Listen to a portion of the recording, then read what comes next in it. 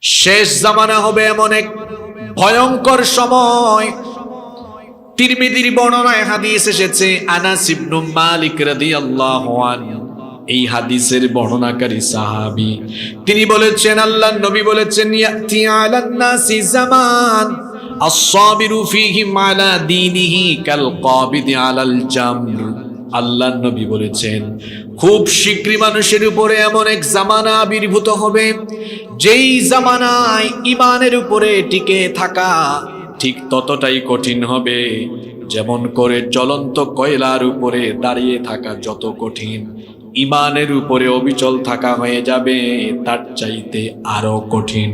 কেননা সেই সময়টা হবে ফিতনার জামানা। সামনে ফিতনা, পিছনে ফিতনা, ডানে বামে সব দিকে সর্বনাশা, চতুর্মুখী ফিতনায় মানুষ আচ্ছন্ন হয়ে যাবে। ফিতনাময় জামানায় মানুষের অবস্থা এমন হবে, অন্য হাদিসে আল্লাহর নবী বলেছেন, আল্লাহর হাবিব বলেছেন, ইউসবিহুর রাজুলু মুমিনা ওয়া ইউমসি কাফিরা। সকালবেলা মানুষ মুমিন থাকবে, কিন্তু ফিতনায় পড়ে সন্ধ্যাবেলায় মানুষগুলো কাফির হয়ে যাবে। আল্লাহর নবী বলেছেন, ওয়া ইউসবিহু কাফির ওয়া ইউমসি মুমিনা ওয়া ইউমসি কাফির ওয়া ইউসবিহু কাফিরা। সন্ধ্যাবেলায় কোনো ব্যক্তি মুমিন থাকবে, কিন্তু রাতের বেলা ফিতনায় পড়ে গিয়ে সকাল বেলায় কাফির হয়ে যাবে। এত ফিতনার জামানা আসবে, মুহূর্তের মধ্যেই মানুষ ঈমান হারা হয়ে যেতে পারে। আমার বাবারা, আমার ভাইয়েরা, এই দুনিয়ার সবচেয়ে বড় সম্পদের নাম হলো ঈমান। সবচাইতে বড় সম্পদ হলো ঈমান, কারণ ঈমান ব্যতীত নেক আমলেরও কোনো দাম নাই।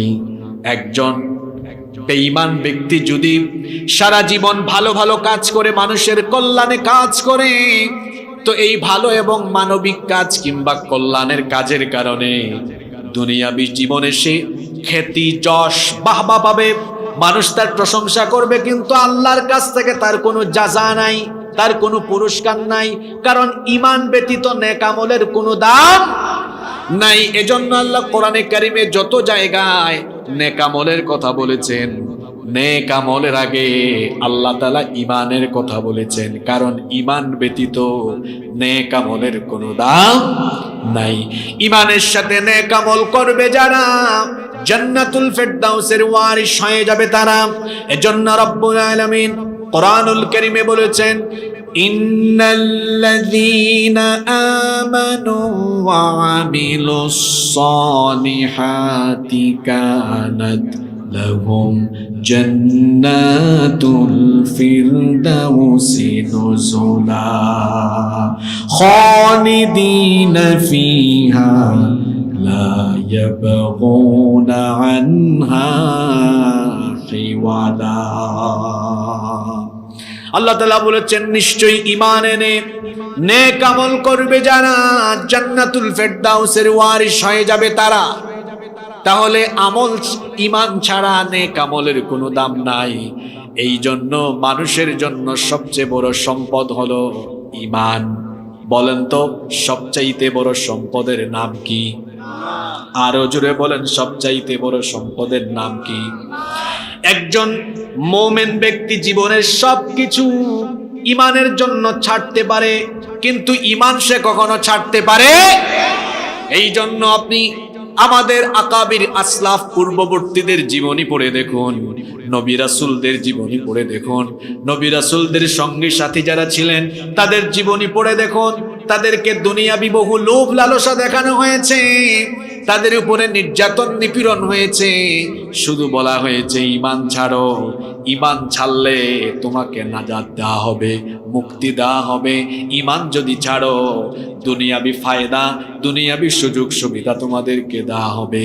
কিন্তু প্রকৃত ঈমানদার, প্রকৃত মুমিন যারা ছিলেন, তারা তখন সেই কাফির মুশরিকদেরকে জবাব দিয়ে বলেছিলেন, কাফিরের দল, মুশরিকের দল, শোনো, আমি জীবনের সবকিছু ছাড়তে পারি, আমার দুনিয়াবি জীবনের সমস্ত কিছুর মায়া ছাড়তে পারি, এমনকি নিজের জীবনের মায়াও ছাড়তে পারি, কিন্তু ঈমান আমি ছাড়তে পারি না। আপনারা কি আছেন না ঘুমাই গেছেন? আছেন না ঘুমাই গেছেন? তাহলে একজন ঈমানদারের কাছে সবচেয়ে বড় সম্পদ কি? জোরে বলেন। এই ঈমানের উপর টিকে থাকা দুষ্কর হবে, কঠিন হবে এই জামানায় বলেছেন মুহাম্মদ সাল্লাল্লাহু। এবার আসেন তো, ঈমানের উপর টিকে থাকা যে কঠিন, আপনাকে একটু বাস্তবতা দিয়ে বুঝাই। কিচ্ছু লাগবে না গো ভাই, আপনার পকেটেই ঈমান হারানোর উপাদান আছে। প্রত্যেকের পকেটে এই মোবাইল ফোন আছে। এই মোবাইল ফোনের অপব্যবহারই আজকে আপনাকে ঈমান হারা করার জন্য এনাফ, যথেষ্ট। কিচ্ছু লাগবে না। এই তো রাতের বেলা ঘুমাবে নিজের রুমে, ফজরের আগেই সে ঈমান হারা হয়ে যাওয়ার সুযোগ এই মোবাইলের মাধ্যমেই আছে। চরিত্র ধ্বংস করার উপাদান এখানে আছে। আপনি দেখুন, অশ্লীলতা দিন দিন বেড়েই চলেছে, জিনা বেড়ে চলেছে, পরকিয়া দিন দিন বেড়েই চলেছে। অশ্লীলতা, বেহায়াপনা, জিনা, ব্যভিচার, পরকিয়ার প্রধান এবং অন্যতম উপাদান হলো এই মোবাইল ফোন। সন্ধ্যাবেলায় আগে প্রত্যেক বাড়িতে বাড়িতে ছেলে মেয়েরা পড়াশোনায় ব্যস্ত থাকত। আমি যখন প্রাইমারিতে পড়াশোনা করি তখন আমাদের গ্রামে বিদ্যুৎ ছিল না। হারিকেন জ্বালিয়ে সন্ধ্যার পরে, মাগরিবের পরে প্রতিটি ঘরে ঘরে ছেলেমেয়েরা পড়তে বসত, জোরে জোরে চিল্লাই চিল্লাই পড়ত। এখন বেশিরভাগ বাড়িতে আপনি দেখবেন সন্ধ্যার পরে ছেলে মেয়েদের পড়াশোনা নাই। এখনকার ছেলে মেয়েদের হাতে আপনি সন্ধ্যার পরে ফোন দেখবেন, কেউ মোবাইলে বিভিন্ন ধরনের গেমস খেলছে। 7-এর ছেলে 6-এ পড়ে, 5-এ পড়ে, এরকম ছেলেদের মেয়েদের ফেসবুক আইডি, টিকটক আইডি আছে। আপনারা কি ঘুমাই গেছেন নাকি? আমি জুমার নামাজ শেষ করে বের হয়েছি, আমি যেখানে জুমা পড়াই, ছোট্ট এক ছেলে আমাকে বলছে, হুজুর আমি আপনাকে ফ্রেন্ড রিকোয়েস্ট দিলাম, অনেক দিন হয়ে গেল, আপনি অ্যাকসেপ্ট করলেন না কেন? এই পুচকা ছেলেকে আমি জবাব দিলাম, তুমি কোন ক্লাসে পড়ো? আমাকে বললো আমি ক্লাস 7-এ পড়ি। বললাম তুমি ক্লাস 7-এ পড়ো, তোমার ফেসবুক আইডি আছে? আমাকে বললো হুজুর একটা না, 2টা আছে। বললাম 2টা কেন? বলল হুজুর আমার তো একটার 5,000 ফিল আপ হয়ে গিয়েছে, এই জন্য আমি আরেকটা খুলেছি। আমি বললাম তুমি তো আমার থেকে আরো বড় সেলিব্রিটি, কারণ আমার নিজের ফেসবুক আইডি একটা, তোমার আইডি 2টা। যে একটা আছে ওইটাও চালানোর সময় নাই। কয় হুজুর কি বলেন? আমি তো খুব অ্যাক্টিভ সারাক্ষণ, হ্যাঁ আমি ছবি দেই, পোস্ট করি, লাইক দেই, শেয়ার করি। আমি বললাম মেসেঞ্জারে কি আর কিছু করো? এখন আর কিছু বলে না। স্কুলে কলেজে ছেলেমেয়েরা পড়ছে, মোবাইল ফোন এটা বহন করা কি খুব কঠিন? জবাব দেন না কেন আপনারা? এটা কি খুব ভারী জিনিস? এটা খুব ভারী জিনিস। কত? 100 গ্রাম, 120 গ্রাম, 150 গ্রাম হবে, এর চেয়ে বেশি হবে এর ওয়েট। 100-150 গ্রামের মোবাইল। কিন্তু বিশ্বাস করেন 100-150 গ্রাম ওজনের মোবাইল দিয়ে যে পরিমাণ পাপ হয়, যে পরিমাণ গুনাহ হয়, এই পাপ আর গুনাহকে মিজানের পাল্লায় রাখলে কত যে ভারী হবে এটা কল্পনাও করা যাবে না। আমি বলছিলাম আখিরি জামানায় আছি আমরা, শেষ জামানায় ঈমান বাঁচানো হবে অনেক কঠিন। প্রযুক্তির অপব্যবহার, মোবাইল ফোনের ফিতনা, এগুলো দাজ্জালের তরফ থেকে আসা অন্যতম ফিতনা। অর্থাৎ দাজ্জালকে যারা অনুসরণ করে, দাজ্জালের অনুসরণকারীদের থেকেই কিন্তু এ ধরনের চরিত্র বিধ্বংসী প্রযুক্তি পৃথিবীতে লঞ্চ হচ্ছে। আমরা অনেকে জানিও না। আমার স্কুল কলেজ ইউনিভার্সিটি পড়ুয়া ভাইদেরকে বলছি, বোনদেরকেও বলছি, এই সময় মোবাইলে ইন্টারনেটে আসক্ত হয়ে সময় নষ্ট করার বয়স এখন তোমার নয়। তোমার এই বয়স হলো পড়াশোনার, গবেষণার। আমাদের দেশ থেকে ছেলেমেয়েরা পড়াশোনা করে, আমাদের দেশের ছেলেরা কেন মোবাইল আবিষ্কার করতে পারে না? কেন তারা বিভিন্ন অ্যাপস আবিষ্কার করতে পারে না? আজকে ফেসবুকে, ইউটিউবে দিনের পক্ষে কোনো কন্টেন্ট তৈরি করা যায় না, কোনো বক্তৃতাও করা যায় না। দেখা যায় আইডি সহ, পেজ সহ গায়েব হয়ে যায়। এটা যারা ইন্টারনেটে অ্যাক্টিভ থাকেন তারা আপনারা জানেন। আজকে এই যে আমরা আছি, আমরা সব কথা বলতেও পারি না। সব জায়গায় এখন নিয়ন্ত্রণ চলছে, কিন্তু আমাদের মুসলমান ছেলেমেয়েরা যদি পড়াশোনা করে উচ্চ শিক্ষিত হয়ে এরা যদি বিজ্ঞানী হয়, এরা যদি বিভিন্ন জিনিস আবিষ্কার করে, এটা তো মুসলমানদের কল্যাণেই কাজে লাগবে, ঠিক কিনা বলেন?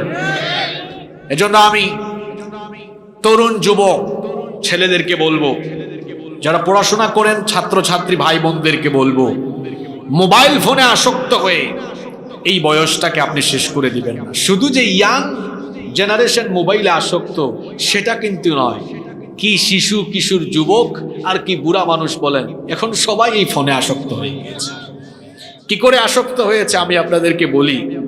আগে বিভিন্ন বাড়িতে বিবাহের অনুষ্ঠান হলে বা সামাজিক বিভিন্ন অনুষ্ঠান হয় না, সামাজিক অনুষ্ঠানে গেলে মানুষ একসাথে বসতো, গল্প করত, একজন আরেকজনের খবর নিত। কিন্তু এখন দেখবেন কোনো সামাজিক অনুষ্ঠানেও মানুষ একত্রিত হলে কেউ কারো দিকে তাকায় না, সবাই নিচের দিকে তাকায় আর নিজের ফোন স্ক্রল করে, একজন আরেকজনের সাথে কোনো কথাবার্তাও বলে না। এরকম পরিবেশ আছে না নাই? এই যে আপনাদের গুভিপুর বা আশেপাশের গ্রামে দেখবেন বিকেলবেলা গাছতলায় বটতলায় এরকম ফুটবল মাঠে স্কুলের মাঠে ছেলেরা একত্রিত হয়ে টিকটক ভিডিও বানায়, গেমস খেলে, খেলা হয় আইপিএল ইন্ডিয়ায়, আর জুয়ার বাজি ধরে তারা গুভিপুরে মেহেরপুরে। জুয়ায় আসক্ত হয়ে যাচ্ছে ইয়াং জেনারেশন, এরা ফ্রি ফায়ারে আসক্ত হয়ে যাচ্ছে, এরা পাবজিতে আসক্ত হয়ে যাচ্ছে, তথ্য প্রযুক্তির অপব্যবহারে নিজেদেরকে তারা ধ্বংস করে দিচ্ছে। আমার ইয়াং জেনারেশনকে আমি বলবো, ভাইয়েরা আমার, এই মোবাইল আগেই তো বলেছি এটার ওয়েট খুব, কথা বলেন, ওয়েট খুব, ওজন খুব কম, কিন্তু যে পাপগুলো করো এটা দিয়ে, এই পাপের ওজন অনেক। আবার মোবাইল দিয়ে গোপনে গুনাহ হয় বেশি, মোবাইল দিয়ে গোপনে গুনাহ হয় বেশি, প্রকাশ্যে গুনাহ হয় কম, গোপনে গুনাহ হচ্ছে বেশি। যারা নীরবে নিভৃতে একাকী গুনাহ করেন, আল্লাহকে ভয় করুন। আল্লাহর নবীর একটা হাদিস আপনাদেরকে শোনাই। আল্লাহর নবী সাহাবীদেরকে একদিন বললেন, ও আমার সাহাবীরা শোনো, কিয়ামতের ময়দানে, হাসরের ময়দানে পাহাড় সমপরিমাণ নেক আমল নিয়ে কিছু মানুষ হাসরের মাঠে হাজির হবে, কিন্তু মুহূর্তেই তাদের সকল আমলগুলো ধুলা বালিতে পরিণত হয়ে যাবে, সব আমল তাদের শূন্য হয়ে যাবে। ঘুমাইতেছেন না শুনতেছেন?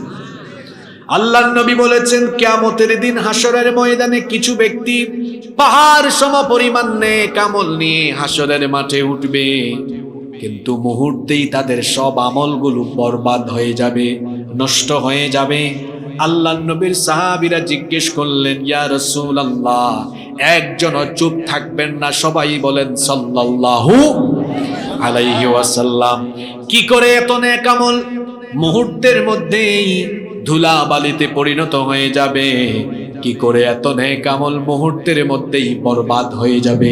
আল্লাহর নবী বললেন, আরবের তিহামা পর্বতের সমান নেক আমল নিয়ে উঠার পরেও সব আমল তাদের শেষ হয়ে যাবে, বরবাদ হয়ে যাবে। এর কারণ হলো ওই ব্যক্তিগুলো রাতের অন্ধকারে কিংবা দিনের আলোতে, আলোতে আধারে এরা যখন একাকী নীরবে নিভৃতে থাকতো, তখন তারা গোপনে গোপনে গুনাহ করত। কলেজ বিশ্ববিদ্যালয়ে যারা পড়াশোনা করো, এই হাদিস তোমার চরিত্র ঠিক করার জন্য এনাফ, যথেষ্ট। তুমি রাতের অন্ধকারে কি করো কেউ জানে না, জানেন কে? জোরে বলেন, জানেন কে? রব্বুল আলামিন কোরআনুল কারীমে বলছেন, ইন্নাল্লাহা লা ইয়াখফা আলাইহি শাইউন ফিল আরদি ওয়ালা ফিস সামা। আসমান জমিনে যা কিছু হয় আল্লাহর কাছে কোনো কিছুই গোপন নাই। অন্য আয়াতে আল্লাহ তাআলা আরো সুন্দর করে বলেছেন, আওয়ালা ইয়ালামুনা আন্নাল্লাহা ইয়ালামু মা ইউসিরুনা ওয়া মা ইউআলিনুন। তারা কি জানে না তাদের গোপন আর প্রকাশ্য সব খবর যার কাছে আছে তিনি কে? সব খবর আল্লাহর কাছে আছে। এমনকি পৃথিবীর কোন প্রান্ত থেকে কোন গাছের পাতা ছিঁড়ে যায় আমার মাবুদের কাছে, আমার রবের কাছে সেই খবরটাও আছে। এজন্য আল্লাহ তাআলা বলেছেন, ওয়া ইনদাহু মাফাতিহুল গায়বি লা ইয়ালামুহা ইল্লা হু ওয়া ইয়ালামু মা ফিল বাররি ওয়াল বাহরি ওয়া মা তাসকুতু মিন ওয়ারাকাতিন ইল্লা ইয়ালামুহা। আল্লাহ তাআলা বলছেন, অদৃশ্যের চাবিকাঠি একমাত্র আমার হাতের মুঠায়, আমি ছাড়া সেটা কেউ জানে না। স্থলভাগ আর জলভাগে যা কিছু হয় সবকিছুই আমি জানি। এমনকি এই দুনিয়ার কোন দেশের কোন প্রান্ত থেকে যদি কোনো গাছের কোনো পাতাও ছিঁড়ে যায়, কোন দেশের কোন প্রান্তের কোন গাছের কোন পাতা ছিঁড়ল, তার খবরও যার কাছে আছে। গলার আওয়াজ বড় করে বলেন, তিনি কি? তো আমার যুবক ভাইয়েরা, যে আল্লাহর কাছে গাছের একটা পাতা পড়ার খবর আছে, তুমি যে রাতের বেলা দরজা লাগিয়ে দিয়ে বন্ধ করে দিয়ে একা রুমে ফিসফিসিয়ে তোমার গার্লফ্রেন্ডের সাথে কথা বলো, তুমি যে মোবাইলে হারাম ভিডিও দেখো, পর্নোগ্রাফি দেখো, তোমার বাবা দেখে না, মা দেখে না, ভাই দেখে না, বোন দেখে না, কিন্তু তোমার অন্ধকার ঘরে একাকী রুমে কার্যক্রম সম্পর্কে যিনি অবহিত, যিনি জানেন, তিনি কি? সে আল্লাহর ভয় কি অন্তরে নাই? হ্যাঁ, সে আল্লাহর ভয় যার অন্তরে আছে, সেই ব্যক্তি হলো প্রকৃত আল্লাহ ভীরু, প্রকৃত খোদা ভীরু ব্যক্তি। সব খবর আল্লাহর কাছে আছে। আজ আপনি এই মোবাইল পকেটে এই যে ঢুকাই দিলাম, ওজন কম, পকেটে নেওয়া যায়। মোবাইল দিয়ে যে পাপ করছেন, এটা পকেটে নয়, এত পাপ করছেন, এটা হয়তো জমিন থেকে আকাশের সীমা পর্যন্ত স্পর্শ করে ফেলেছে। এত গুনাহ আপনি কামাই করেছেন। এটা বড় ফিতনার জামানা। জওয়ান বুড়া সবাই আসক্ত হয়ে পড়েছে। এই যে পরকিয়া, এটা এখন বিষক্রিয়ায় রূপান্তর হয়েছে। এটারও একটা উপাদান হলো এই পাশের বাড়ির ভাবির সাথে, পাশের বাড়ির জরিনা ভাবি, সকিনা ভাবির সাথে যোগাযোগের মাধ্যম হয়েছে এখন এই মোবাইল। আর জরিনা ভাবি, সকিনা ভাবি তার প্রবাসী স্বামী রেখে পাশের বাড়ির অবিবাহিত আব্দুল্লাহর সাথে পালিয়ে চুয়াডাঙ্গায়। এই রকম অবস্থা এখন আমার সমাজে নাই। নষ্ট হয়ে গেল সমাজ, পচে গেল সমাজ, চতুর্মুখী ফিতনায় আমরা আক্রান্ত। আল্লাহ নবী বলেছেন, কিয়ামতের আগে শেষ জামানায় ঈমান টিকিয়ে রাখা, চরিত্র ঠিক রাখা, এটা হবে মানুষের জন্য বড় চ্যালেঞ্জের ব্যাপার। অবস্থা তখন এত ভয়াবহ হবে, আপনারা 40-50 মিনিট আমার সাথে মনোযোগী থাকতে পারবেন তো? এমন এমন কথা এখন শুরু হবে, এগুলো একটা কথাও আমার না, সব নবীজির কথা। আমি নবীজির কথাগুলো আপনাদেরকে শোনাচ্ছি, যেগুলো তিনি বলেছেন আরো 1500 বছর আগে। আল্লাহু আকবার। 1500 বছর আগে যা বলে গিয়েছেন, আপনি দেখুন আপনার আশপাশের সাথে সব এখন মিলে যাবে, এমন কথা বলে গিয়েছে। মনোযোগ থাকবে তো আপনাদের? আল্লাহর নবী বলেছেন, শেষ জামানায় ফিতনা এমন ভাবে মানুষকে আচ্ছন্ন করবে, সমাজ এবং রাষ্ট্রে নির্বোধ লোকেরা, অপদার্থ অযোগ্য লোকদের নেতৃত্বে সমাজ রাষ্ট্র চলে যাবে। বলবেন, হুজুর প্রথম পয়েন্টটাই কেন আপনি নেতৃত্ব নিয়ে ধরলেন?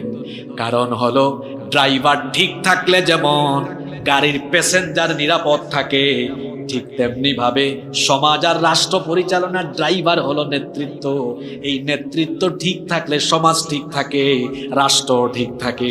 গাড়ির ড্রাইভার অযোগ্য, অদক্ষ, অপদার্থ হলে যেমন প্যাসেঞ্জার সহ গাড়ি খাদে পড়ে যাওয়ার সম্ভাবনা আছে, সমাজ আর রাষ্ট্রে যখন চোর, ডাকাত, সন্ত্রাসী, চাঁদাবাজি লোকেরা যখন রাষ্ট্র আর সমাজ নেতৃত্ব দিবে, ওই রাষ্ট্র আর সমাজও তখন ধ্বংসের কিনারে পড়ে যাবে। এজন্য আল্লাহর নবী বলেছেন, শেষ জামানায় এত ফিতনার প্রধান কারণ হবে গোটা সমাজে অপদার্থ, অযোগ্য নেতৃত্ব কায়েম হয়ে যাবে। শুনুন আল্লাহর নবীর হাদিস আমি আপনাদেরকে শোনাই। আল্লাহর নবী একদিন সাহাবীদের সামনে বক্তৃতা করছেন। নবীজি সাহাবীদেরকে বললেন, আ'আযাকাল্লাহু মিন ইমারাতিস সুফাহা।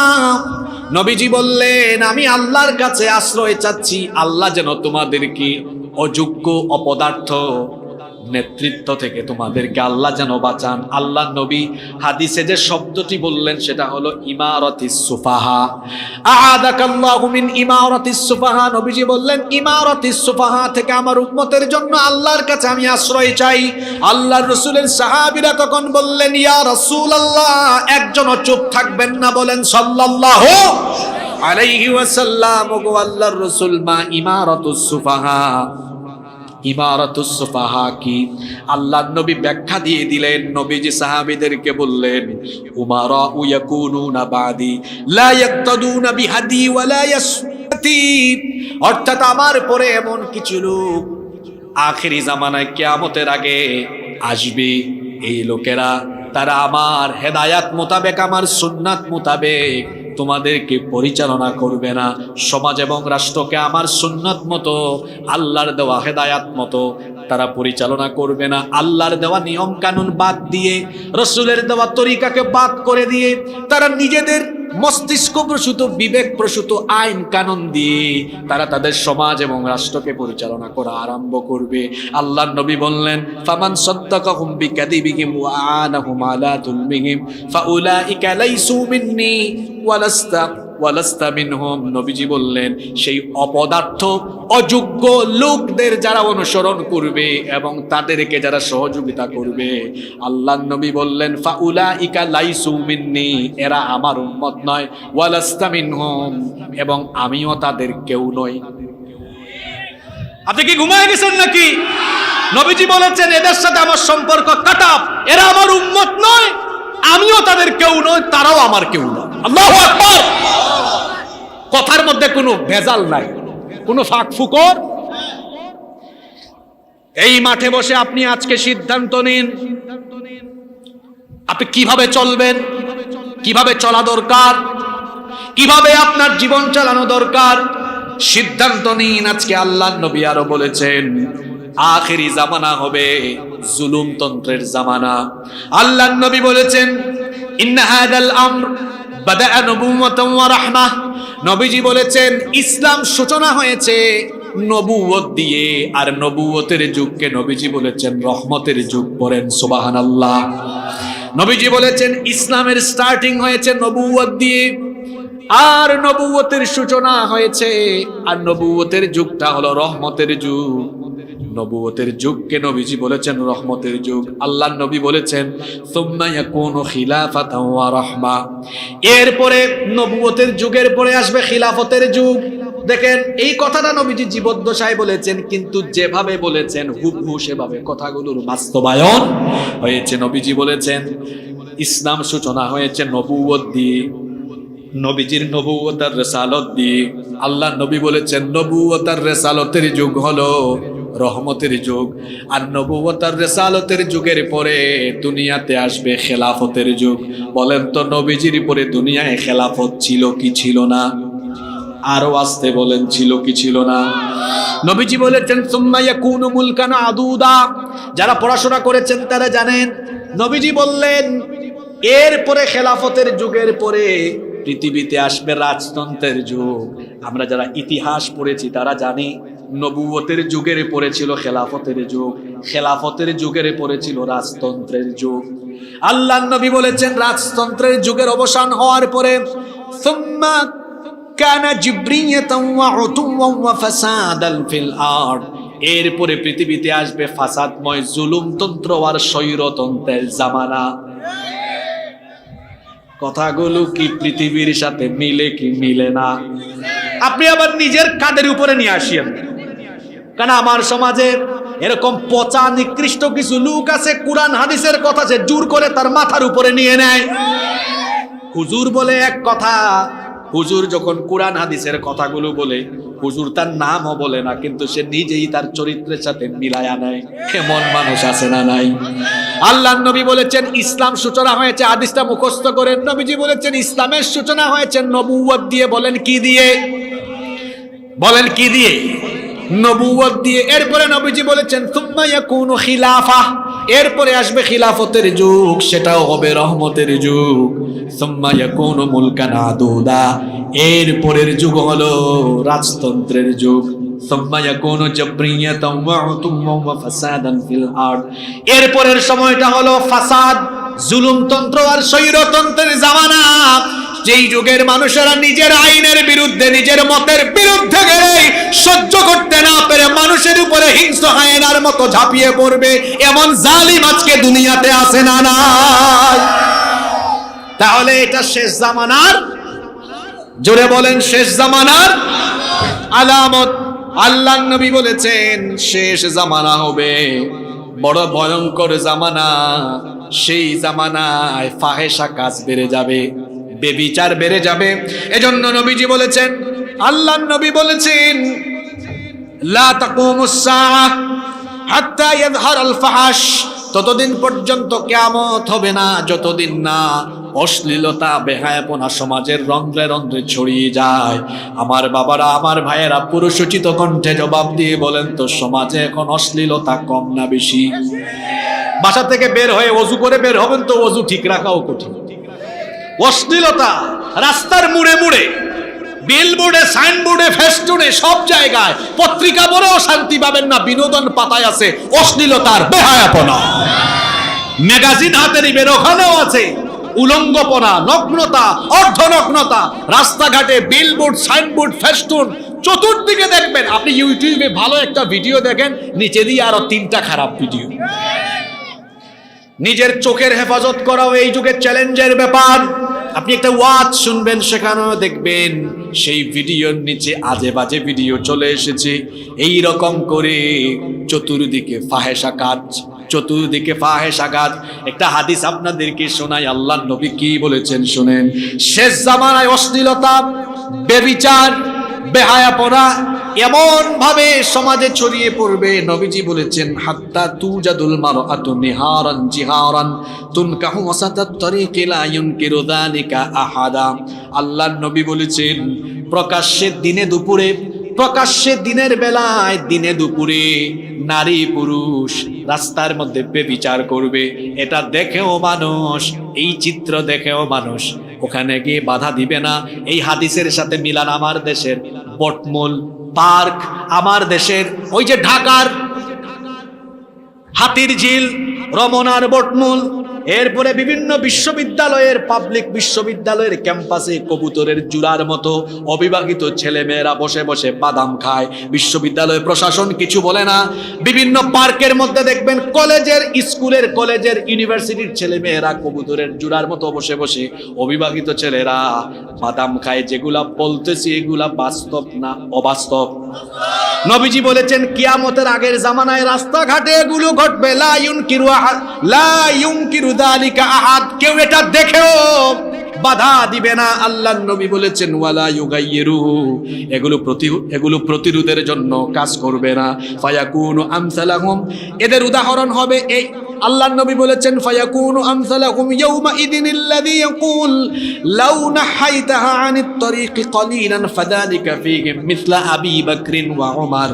আল্লাহর নবী বলেছেন, সেই জামানায় যে ব্যক্তি অশ্লীলতায় বেহায়াপনায় শামিল হওয়া ছেলে মেয়েদেরকে বা লোকদেরকে গিয়ে বলবে, তুমি যদি রাস্তাঘাট থেকে সরে গিয়ে লোক চক্ষুর অন্তরালেও এই কাজটা করতে ভালো হতো, তাও সমাজ এই নোংরামি থেকে বেঁচে যেত। আল্লাহর নবী বলেছেন, এতটুকু কথাও শেষ জামানায় যে ব্যক্তি বলতে পারবে, সে হলো শেষ জামানার আবু বকর, শেষ জামানার ওমর।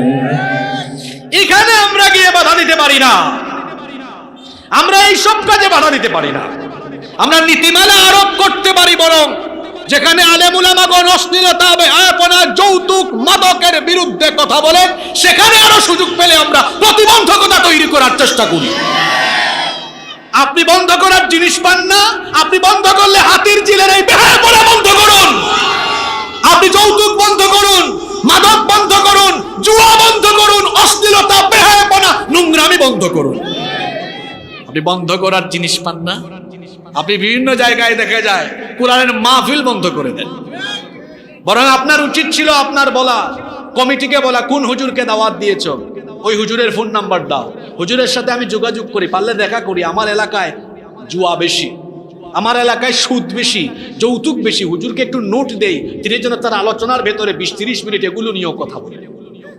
আপনার উচিত ছিল এভাবে সহযোগিতা করা, না করে গান বাজনা এবং অমুসলিম ভাই বোনদের প্রোগ্রামে উল্টা প্রোটেকশন, আর সংখ্যাগরিষ্ঠ মুসলমানের দেশে মুসলমানদেরকে অবাধ দিন চর্চায় আপনি বাধা বিপত্তি সৃষ্টি করবেন। এটা তো আসলে এদেশের মানুষের আবেগ অনুভূতির সাথে মিলে না, ঠিক কিনা?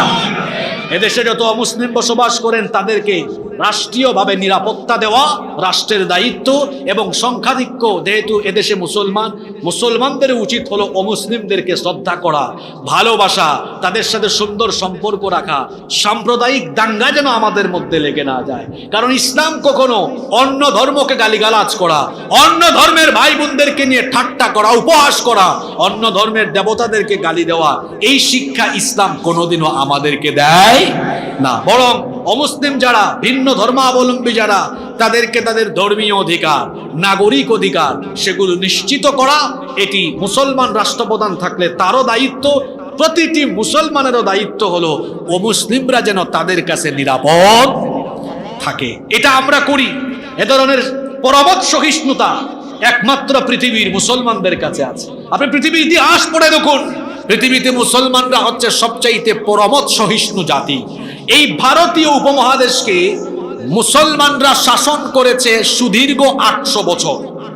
ভারতে গেলে আপনারা সুন্দর সুন্দর যা কিছু দেখেন, এই আগ্রার তাজমহল, কুতুব মিনার, শীষ মিনার, দিল্লির শাহী জুমা মসজিদ সহ ভারতবর্ষের সুন্দর সুন্দর সব স্থাপনা মুসলমানদের হাতে গড়ায়, সব মুসলমানরা করেছে। 800 বছর মুসলমানরা শাসন করে মুসলমানরা ভারতবর্ষে কখনো অমুসলিমদের গায়ে হাত তুলে নাই, পিটায় নাই, কারো মন্দির পুড়ায় দেয় নাই, কারো মন্দির দখল করে মসজিদ বানায় নাই। কেন বানাবে? কারণ ইসলাম তো আমাদেরকে এটা শেখায় না, কুরআন আমাদেরকে এটা বলে না, কুরআন হাদিস এটা আমাদেরকে শিক্ষা দেয়।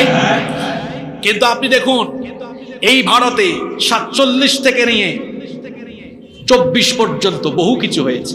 জয় শ্রীরাম না বলায় তাবরিজকে পিটিয়ে পিটিয়ে হত্যা করা হয়েছে। মুস্কান নামের এক বোনকে কলেজের মধ্যে কিভাবে তাকে হেনস্থা করা হয়েছে আপনারা দেখেছেন। আমাদের বাবরি মসজিদকে দখল করে রাম মন্দির বানিয়ে দেওয়া হয়েছে। আমি এটা তুলনা দিচ্ছি, উপমা দিচ্ছি। আমরা 800 বছর আমাদের পূর্বপুরুষরা ভারতকে শাসন করে গিয়েছে, আমরা এগুলো করি নাই। কেন করি নাই জানেন? কুরআন, হাদিস, ইসলাম আমাদেরকে এটা শেখায় না। গোপীপুরে যদি হিন্দুদের মন্দির থাকে, সেই মন্দির পাহারা দেওয়া গোপীপুরের মুসলমানদের দায়িত্ব। কোরআন হাদিস এটাই আমাদেরকে শেখায়। তো আমরা তো পরমত সহিষ্ণুতার কথা বলি, আমরা অন্য ধর্মাবলম্বীদেরকে শ্রদ্ধা করার, সম্মান করার কথা বলি। এজন্য অমুসলিমেরা আমাদের কাছে আসে, আমাদের মাহফিলেও তারা আসে। এমনকি আমরা বহু অমুসলিমদেরকে মানবিক কাজেও সহযোগিতা করি। আপনারা এটার সাক্ষী। আমরা করি কি করি না? করি। তাহলে যে দিন, যে কোরআন, যে ইসলাম আমাদেরকে মানবিকতা শেখায়, আমাদেরকে পরমত সহিষ্ণুতা শেখায়, সম্প্রীতি শেখায়, মানবতাবোধ শেখায়, মনুষ্যত্ববোধ শেখায়, উত্তম চরিত্রবান হওয়ার কথা বলে, সেই দিনই প্রোগ্রামগুলো বাস্তবায়নের জন্য প্রত্যেকটি মুসলমানের প্রতিটি স্থান থেকে সহযোগিতার দরকার আছে না নাই? আল্লাহ যেন এই কথাগুলো সকল মহলের লোকদেরকে উপলব্ধি করার তৌফিক দান করেন। আমরা সবাই বলি আমিন। সম্মানিত ভাইয়েরা, বলছিলাম যে শেষ জামানায় অশ্লীলতা, বেহায়াপনা, নোংরামি বাড়বে। এমনকি শেষ জামানায় মসজিদের মতো পবিত্র জায়গায় ফিতনা আরম্ভ হয়ে যাবে। আখেরি জামানায় মসজিদের ভেতরেও ফিতনা আরম্ভ হয়ে যাবে। বলেন, এখন আমাদের সমাজের মসজিদগুলোতে ফিতনা আছে না নাই? আমাকে সভাপতি বানালো মসজিদে, কত বড় সাহস! আমার বংশ কি কম? চলো এই মসজিদে থাকবো না, আমরা আরেকটা মসজিদ বানাই। কি বলেন, এরকম আছে না নাই? আমি এই গত বছর নভেম্বরে আমাদের দেশের এক জায়গায় মাহফিলে গিয়েছি। আমি এলাকার নাম না বলি। তারা বললেন, হুজুর আমাদের এলাকায় কিন্তু 9টা মসজিদ। ভাবছিল এই কথা শুনে হুজুর বলে, মাশাআল্লাহ মাশাআল্লাহ। আমি বললাম, ভাই আপনাদের এলাকায় 9টা মসজিদ মানে হচ্ছে আপনাদের এলাকার মধ্যে অনৈক্য বেশি, অস্থিরতা বেশি। আমাকে বললো, হুজুর আপনি কেমনে বুঝলেন? বললাম, এই যে আপনি 9 মসজিদ বলছেন তো বুঝে ফেলছি। জিজ্ঞেস করলাম জনসংখ্যা কত? যে জনসংখ্যার কথা আমাকে বলেছে, এই জনসংখ্যা দিয়ে এক মসজিদ কাবার না হলেও 2টা দিয়ে এনাফ হইতো। তো আমাকে বলে, হুজুর আপনি ধরে ফেলছেন। আসলে নয়, মসজিদ হওয়ার পেছনে সামাজিক কুন্দলও আছে, রাজনৈতিক কুন্দলও আছে, আবার এলাকাগত বংশীয় কুন্দলও আছে। বলেন, মসজিদ নিয়ে এখন ফিতনা আমাদের সমাজে আছে না নাই? মসজিদ নিয়ে ফিতনা করে আমরা কি করছি? এলাকায় নতুন নতুন মসজিদ তৈরি করছি। নতুন নতুন মসজিদ হোক, যদি ফিতনা ছাড়া হয় কোনো অসুবিধা নাই, কিন্তু ফিতনা দিয়ে হলে এটা থেকে কোনো উপকার আসবে? ফিতনা করে করে আমরা মসজিদ দিয়ে মানুষকে ভাগ করে দিচ্ছি। শুধু তাই নয়, জোরে আমিন আস্তে আমিন বলা নিয়ে আমরা মসজিদগুলো ভাগ করে ফেলি। আর আমরা মসজিদ বানানোর প্রতিযোগিতায় লিপ্ত হয়েছি। মসজিদের বাহ্যিক চাকচিক্যের দিকে আমরা যতটা মনোযোগী, মসজিদের আভ্যন্তরীণ হেদায়াতিন কাজে আমরা ততটুকু মনোযোগী নই। এজন্য আল্লাহর নবী বলেছেন, লা তাকুমুস সাআহ, ততদিন পর্যন্ত কিয়ামত হবে না, হাত্তা ইয়াতাবাহান নাসু ফিল মাসাজিদ, যতদিন না মানুষ মসজিদ নিয়ে পারস্পরিক বড়াই করবে, গৌরব করবে, অহংকার করবে। মসজিদ নিয়ে এক এলাকার লোকের সাথে আরেক এলাকার বড়াই, অহংকার, গৌরব এখন কম না বেশি? চুয়াডাঙ্গায় মসজিদ বানিয়েছে 70 লক্ষ খরচ করে, তো মেহেরপুরের মুজিবনগরের মানুষেরা বলে চলো আমরা 80 লক্ষ দিয়ে বানাই। কুষ্টিয়ার মানুষ বলল চলো আমরা 1 কোটি টাকা দিয়ে বানাই। এরপরে দেখা গেল ঝিনাইদহের মানুষ বলল চলো আমরা 2 কোটি টাকা দিয়ে মসজিদ বানাই। আপনি বলবেন, হুজুর মসজিদ বানানোর জন্য প্রতিযোগিতা, এটা তো ভালো কাজ, এখানে ক্ষতি আবার কি?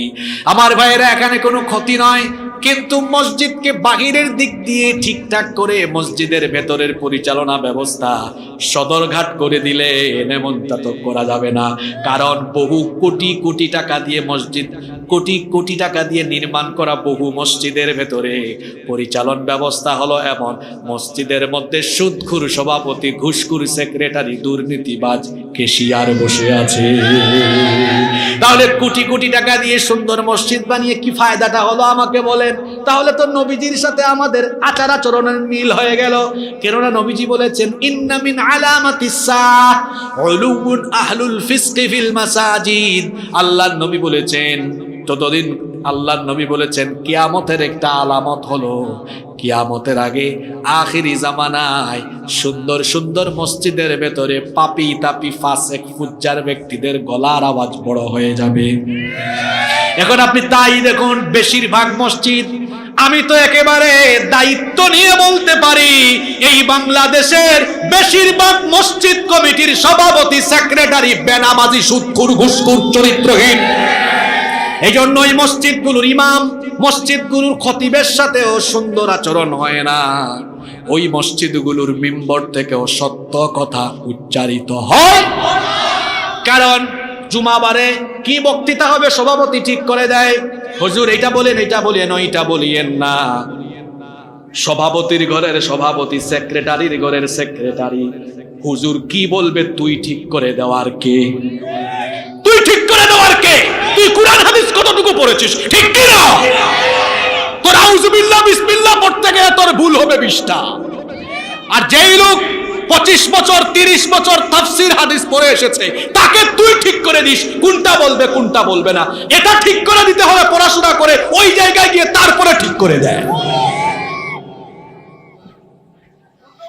এরকম আছে না নাই? বেয়াদবিতে গোটা সমাজ পরিপূর্ণ হয়ে গেছে। চিন্তা করেছেন? এমনকি এই মাহফিলগুলোতে বড় বড় আলেমদেরকে দাওয়াত করে, জাহেলরা আলেমদেরকে গাইডলাইন করে এটা বলবেন এইটা বলবে না। জাহেল, তুমি কাকে ইনস্ট্রাকশন দিচ্ছ? ওই হুজুর কুরআন হাদিস 20 বছর 25 বছর পরে এই চেয়ারে বসেছে। তুমি সূরা ফাতিহা পড়তে গেলে তোমার ভুল হবে 30টা। তুমি বুখারীর উস্তাদকে বলো এইটা বলবেন ওইটা বলিয়েন। কথা বাস্তব না অবাস্তব? মাদ্রাসায় বুখারী পড়িয়েছে 30 বছর, সেই উস্তাদকে বসায়া তার মতো জাহেল বলে এইটা বলবেন ওইটা বলিয়েন না। ওই উস্তাদের, বুখারীর উস্তাদের পায়ের জুতার যে বালু আছে, বালু বহন করার যোগ্যতাও তো তোমার নাই। বেয়াদবে গোটা সমাজটা ভরে যাচ্ছে, ঠিক কিনা বলেন? কথাবার্তা, চাল চলন, আচার আচরণে বিনয়ের প্রকাশ হওয়া, এটা ভালো মানুষের আলামত। আল্লাহর নবী বলেছেন, আখেরি জামানায় কিয়ামতের আগে সুন্দর সুন্দর ওই মসজিদগুলোর ভেতরে পাপী তাপীদের, ফাসিকদের গলার আওয়াজ বড় হয়ে যাবে। ইমাম খতিবের গলার আওয়াজ ছোট, ওদের গলার আওয়াজ বড়। এজন্য দেখা যায় এই রকম অপদার্থ লোকদের ব্যবস্থাপনায় পরিচালিত মসজিদ থেকে সত্য কথা উচ্চারিত হয় না।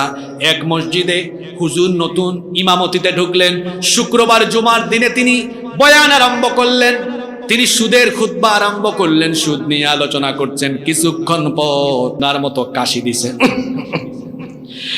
খতিব সাহেব, ইমাম সাহেব বিচক্ষণ ব্যক্তি ছিলেন, তিনি বুঝে ফেলেছেন, বুঝছি ওয়াজ আমার কমন পড়ে গিয়েছে। সঙ্গে সঙ্গে ঘুষের ওয়াজ আরম্ভ করলেন। কিছুক্ষণ পর সেক্রেটারি কাশি দিয়েছে, হুজুর বুঝলেন এখানে দেখতেছি ঘুষের ওয়াজ ও কমন। সাথে সাথে তিনি চলে গেলেন অন্য বিষয়ে, টপিক চেঞ্জ করে তিনি আলোচনা আরম্ভ করলেন।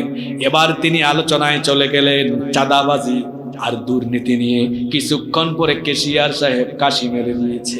হুজুর বলেন এটাও কমন পড়ে গেছে। ঘরের দিকে তাকায় দেখে 1:15। হুজুর বলেন আজকের আলোচনা এখানেই শেষ। ওয়াখির দাওয়ানা আনিল হামদুলিল্লাহি রাব্বিল আলামিন। এইরকম সুযোগ সুবিধাবাদী ইমামও কিন্তু আমার সমাজে আছে, যারা সুদখোর, ঘুষখোর, চাঁদাবাজ, দুর্নীতিবাজ, সভাপতি, সেক্রেটারি আর কেশিয়ারের ভয়ে চাকরি বাঁচাবার ধান্দায় রাসূলুল্লাহর পবিত্র মিম্বরে বসে সত্য কথা বলতে পারে না। যে ব্যক্তি মসজিদের মিম্বরে বসে সত্য কথা বলতে পারে না, তার উচিত হলো ইমামতির মতো, খতিবের মতো এত বড় পবিত্র দায়িত্ব ছেড়ে দিয়ে মাটি কেটে ভাত খাওয়া, অন্য চাকরি করা, ব্যবসা করে ভাত খাওয়া। রাসূলুল্লাহর পবিত্র মিম্বরে বসতে কোন চাঁদাবাজ, টেন্ডারবাজ, দুর্নীতিবাজকে ভয় করে সত্য কথা গোপন করা যাবে না। এক মসজিদ চলে যাবে, অন্য মসজিদ আসবে। বাংলাদেশ থেকে বের হয়ে যাবে, অন্য দেশে তার জায়গা হয়ে যাবে। রিজিকের ফয়সালা করেন কে? জোরে বলেন, রিজিকের ফয়সালা করেন কে? আল্লাহর নবী বলেছেন আখিরি জামানায় মসজিদগুলো কেমন হবে শোনো। আল্লাহর নবী বলেছেন মাসাজিদুহুম আমিরা, মসজিদগুলো হবে চাকচিক্যময়। ওয়াহিয়া খারাবুম মিনাল হুদা, কিন্তু মসজিদগুলো হবে হেদায়াত শূন্য। দেখেন আল্লাহর নবীর কথাগুলো আপনারা মিলান। এখন এমন কিছু কথা বলবো, দয়া করে আপনারা রাগ করবেন না, আসলেই তো তাই। দেখেন আমাদের গুভিপুরে, আমাদের এই মেহেরপুরের মধ্যে মসজিদগুলো কত সুন্দর। এখন আমাদের মসজিদ, একটা মসজিদও কাঁচা নাই, সব মসজিদ পাকা, কিন্তু মুসল্লির অভাবে পাকা মসজিদগুলো থাকে ফাঁকা। রাসূলুল্লাহর মসজিদ ছিল কাঁচা, কিন্তু মুসল্লি ছিল পাকা। আল্লাহ রসুলের মসজিদটা কি পাকা ছিল নাকি? হ্যাঁ, পাকা ছিল না। উপরে ছিল খেজুর পাতার ছাউনি। অল্প একটু বৃষ্টি হলেই দেখা যেত কাদা হয়ে যেত, কাদা হয়ে যেত। যখন সাজদা দিতেন তাদের নাকে আর কপালের মধ্যে কাদা লেগে যেত। আর যখন রোদ থাকতো, মরুভূমির বালু তখন এত গরম হতো, এই গরম বালুর উপরে তারা সাজদা দিয়েছেন। মসজিদের মধ্যে এত কার্পেটও ছিল না। আমাদের মসজিদগুলোতে যেমন দামি দামি টাইলস, এরকম দামি দামি টাইলস ছিল না, দামি দামি কার্পেটও ছিল না। আমাদের মাথার উপরে ফ্যান আর এসি, কিন্তু রাসূলুল্লাহর মসজিদে কোনো ফ্যানও ছিল না, এসিও ছিল না। ফজরের আজান হয়ে গেলে মসজিদের ভেতরে ফাঁকা জায়গা, বলেন বলেন বলেন, থাকতো? রাসূলুল্লাহর মসজিদে এসি নাই, ফ্যান নাই, কারেন্ট নাই, টাইলস নাই, দামি কার্পেটও নাই। আজান হলে মসজিদ ফাঁকা, নাই মুসল্লিতে ফিলাপ। এখন আমাদের মসজিদে কারেন্ট আছে, মসজিদ কাঁচাও না, পাকা মসজিদ, টাইলস করা মসজিদ, লক্ষ লক্ষ কোটি কোটি টাকা দিয়ে বানানো মসজিদ, এসি আছে, ফ্যানও আছে। কিন্তু দেখবেন, রাগ করবেন না আপনারা, প্রধান বক্তা যখন বয়ান করেন মাঠে জায়গা নাই। প্রধান বক্তা চলে যাওয়ার 4-5 ঘন্টা পরে যখন ফজরের আজান হয়, ইমাম আর মুয়াজ্জিন সাহেবের সাথে ফজরের নামাজে দাঁড়ান, তখন 20 জন আর 30 জন। আল্লাহর নবী বলেছেন শেষ জামানার মসজিদ হবে সুন্দর, কিন্তু মুসল্লি হবে অসুন্দর। আমরা কত ভদ্র মানুষ, আবার ঠিক বলে সমর্থনও দেই। আজকে একটু উপলব্ধি করুন, আজকে একটু চিন্তা করুন, কোথায় পড়ে আছি আমরা। আমার বাবারা, আমার ভাইয়েরা, কখনো আপনারা নামাজ ছেড়ে দিয়েন না।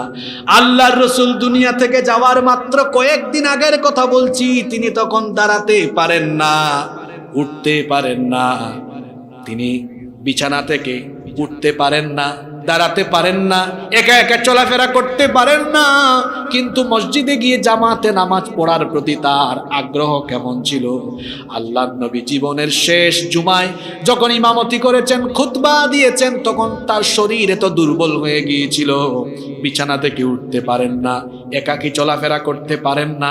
দুজন সাহাবীকে ডেকে দুজন সাহাবীর কাঁধের উপরে ভর করে বড় কষ্ট করে মসজিদে নববীতে গিয়ে খুতবা দিয়েছেন, ইমামতি করেছেন। আল্লাহু আকবার। আর আপনি সুস্থ মানুষ, আজান দিলে মসজিদে যান না, মসজিদের সাথে আপনার কোনো সম্পর্ক নাই, মসজিদে আপনি যান না, নামাজের জন্য আপনার কোনো খবর নাই, দৈনন্দিন আল্লাহর গোলামি করার জন্য সাজদা দিয়ে আল্লাহ তাআলার কাছে গোলামির নমুনা পেশ করার জন্য আল্লাহ নামাজ দিয়েছেন দৈনিক কয়বার? আস্তে বলবেন না, জোরে বলেন কয়বার? আর নামাজ এমন এক ইবাদত, অহংকার চূর্ণ বিচূর্ণ হয় এই নামাজ দিয়ে। বলবেন কিভাবে অহংকার চূর্ণ বিচূর্ণ হয়? সকল শ্রেণী পেশার মানুষ নামাজে যখন যায়, কোটিপতি হোক, মিলিয়নিয়ার হয়ে যায়, প্রেসিডেন্ট, প্রধানমন্ত্রী হোক, আপার ক্লাসের মানুষ, লোয়ার ক্লাসের মানুষ, নামাজে যখন দাঁড়ায় বুকটা এভাবে টান টান করে দাঁড়ায় না, গোলামের মতোই দাঁড়ায়।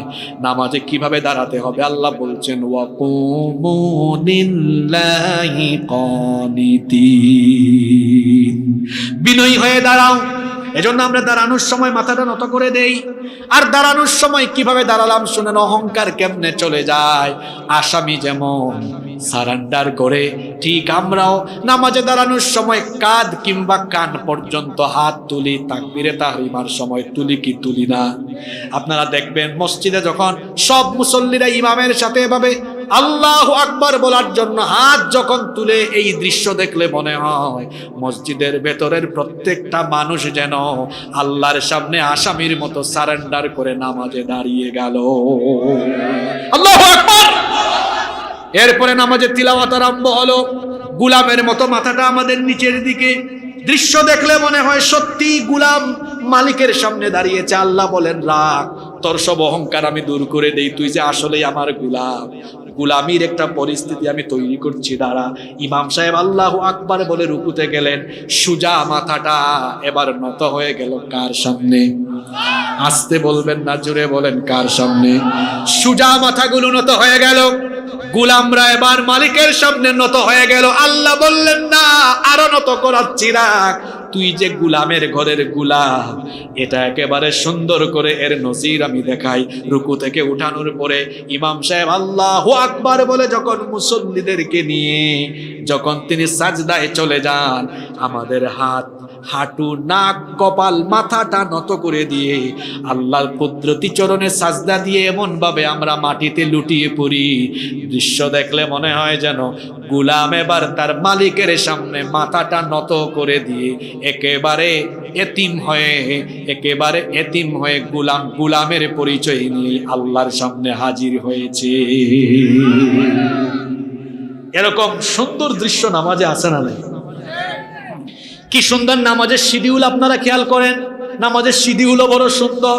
আল্লাহ চাইলে ফজরের নামাজটা সকাল 10টায় দিতে পারতেন, কিন্তু না, আল্লাহ দিয়েছেন কোন সময়? যখন রাতের অন্ধকার শেষ হয়ে দিনের আলো ফুটে উঠতে শুরু করে। এই সময় যে নামাজ, বলেন তো সেই নামাজের নাম কি? আপনাদের কষ্ট হচ্ছে, আমি আর বেশিক্ষণ কথা বলবো না, 15 মিনিট আপনারা মনোযোগী থাকতে পারবেন তো? দেখেন আল্লাহর নামাজের শিডিউল দেওয়ার সিস্টেমটা আপনারা খেয়াল করেন। আল্লাহ তাআলা চাইলে ফজরের নামাজ সকাল 10টায় দিতে পারতেন, কিন্তু না, আল্লাহ ফজরের নামাজটা দিয়েছেন রাতের অন্ধকার বিদূরিত হয়ে যখন দিনের আলো ফুটে উঠে। অর্থাৎ আল্লাহ তাআলা চান এমন একটা সময়, হোক সেটা গ্রীষ্মকাল বা শীতকাল, এই সময়ে কিন্তু ঘুম থেকে উঠতে পারা এটা বড় চ্যালেঞ্জের ব্যাপার।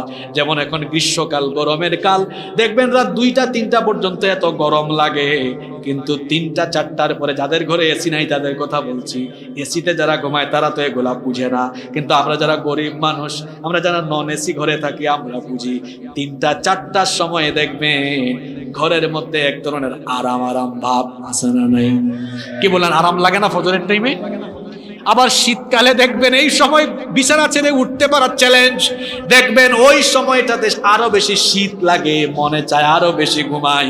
গ্রীষ্মকাল হোক, শীতকাল হোক, বর্ষাকাল হোক, এই সময়ে ঘুমের থেকে উঠতে পারা চ্যালেঞ্জের ব্যাপার।